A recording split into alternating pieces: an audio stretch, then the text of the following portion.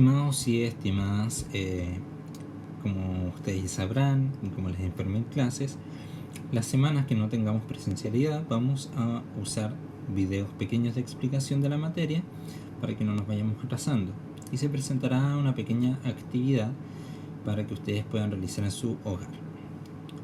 El día de hoy tenemos la primera sesión del módulo 2 de epistemología, donde intentaremos responder la pregunta: ¿qué es el conocimiento? Para empezar, vamos a tener esta sesión que se llama Los límites del conocimiento, en la que vamos a establecer una de las problemáticas principales sobre la pregunta del conocimiento mismo. ¿El conocimiento de qué? ¿Qué buscamos conocer?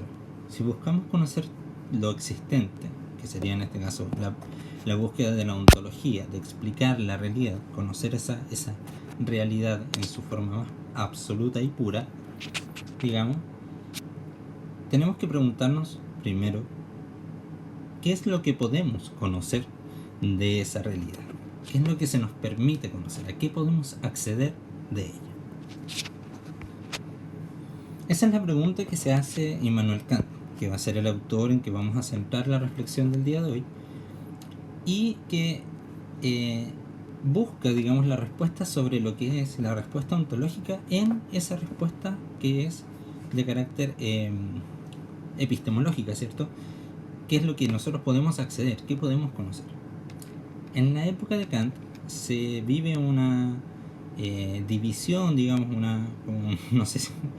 como un enfrentamiento epistemológico entre dos posturas que lo que buscan es explicar esta forma de entender la realidad, ¿ya? Que sería aquellos que piensan que podemos acceder a la realidad solamente a través de los sentidos, y aquellos que pensaban que el conocimiento de la realidad no podía ser más que racional. En esta última, ¿cierto?, tenemos el pensamiento de René Descartes, quien duda, digamos, de todos los pilares que sostienen el conocimiento de la realidad. Acá los tenemos: la experiencia sensorial, la tradición y la lógica matemática, y establece como conclusión, ¿cierto?, que nuestra existencia es en tanto pensamos, que podemos ser solamente conscientes de nuestro pensamiento, o mejor dicho, de conocer solamente, verdaderamente, solo nuestro conocimiento, ya que los sentidos y la tradición nos pueden engañar. Kant no apuesta por ninguna de estas dos, digamos, posturas. No es ni empirista ni racionalista, sino que hace una especie de síntesis, una mezcla, digamos, un resumen entre estas dos posturas, y digamos que va un poco más allá también. Tanto el empirismo como el racionalismo pensaban que nosotros recibíamos la realidad, digamos, nosotros que podíamos acceder a la realidad de alguna manera, como si ésta fuese un objeto, y la recibíamos como el objeto era. De ahí de que tenemos que buscar cómo conocerlo de manera más profunda, digamos, más pura, y la realidad en sí misma también. Y la otra postura de Kant, digamos, descentra la búsqueda epistemológica del objeto mismo o de lo que hay que conocer para intentar estudiar el sujeto que conoce. Es decir, en vez de conocer lo que es, intentamos conocer a quien conoce. De qué manera nosotros se nos permite, digamos, nuestra estructura cognoscitiva, nuestra estructura de conocimiento, acceder a la realidad. Se habla entonces de la síntesis kantiana, porque toma estas dos posiciones y la lleva un paso más allá.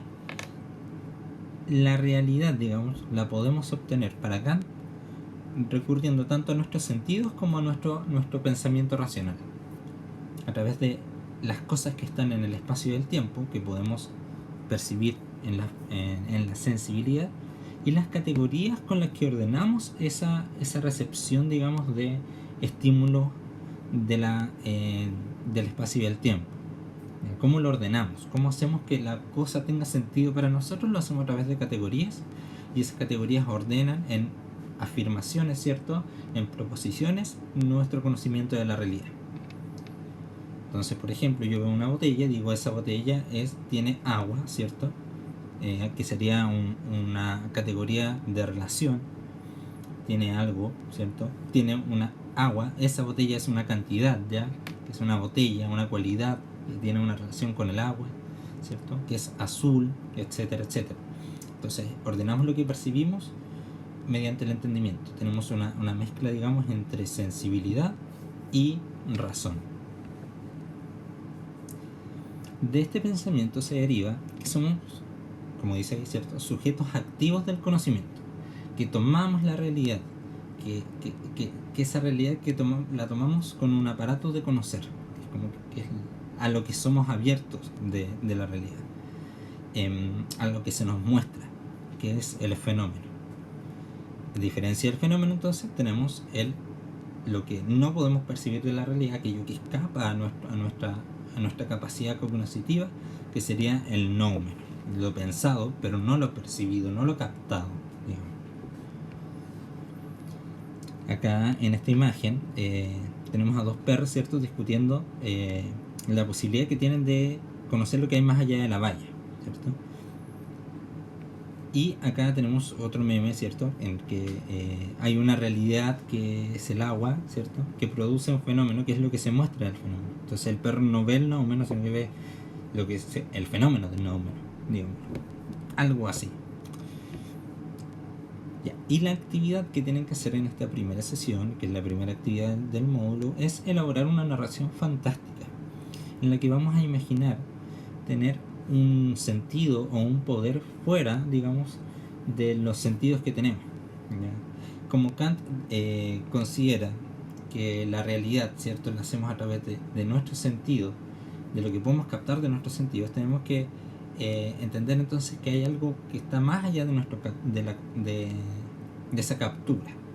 Es como imaginar, hay una metáfora antes de explicar bien la actividad, la metáfora del pescador. Si un pescador va con una malla o una red, digamos, que tiene los agujeros muy grandes, después no puede decir que en ese mar no había peces pequeños, porque la red es incapaz de captar esos peces pequeños. Nuestros sentidos también tienen limitaciones, y esas limitaciones, digamos, que son lo que podemos captar en el espacio y el tiempo, se ordenan en base a nuestras categorías de entender, que serían las categorías con las que ordenamos, las cuales también tienen limitaciones, porque no tenemos las palabras para definir todo. Entonces ahí tenemos que pensar, ponernos en el lugar de qué pasaría si tuviésemos un sexto sentido, digamos, si nuestro aparato cognitivo pudiese ser más amplio, de qué manera captaríamos la realidad, cómo sería diferente con la realidad que tenemos en nuestra actualidad, que es lo que percibimos según nuestros sentidos, los límites de nuestros sentidos y los límites de nuestro entendimiento de la realidad. Eso, estimados y estimadas, es la sesión de hoy. Y para cualquier duda o consulta respecto a este contenido, esta actividad, ustedes me escriben a mi WhatsApp o a mi correo electrónico. Espero que me escriban más al WhatsApp porque es más fácil. Que tengan una excelente tarde.